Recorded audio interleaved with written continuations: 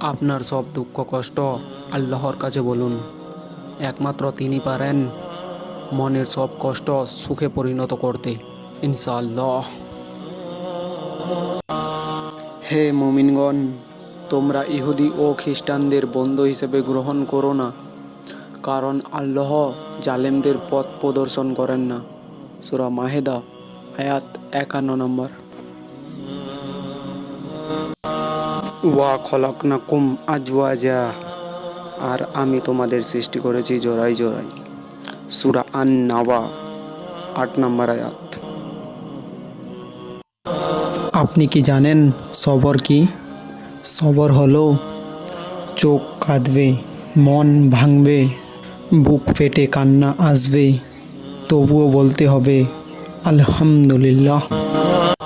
একটু চিন্তা করে দেখুন, এই দুনিয়া কিছুই না।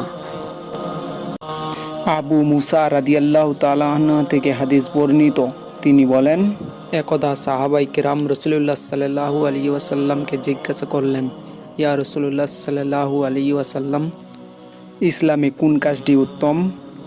তিনি বলেন, যার জিহ্বা ও হাত থেকে মুসলিমগণ নিরাপদ থাকে।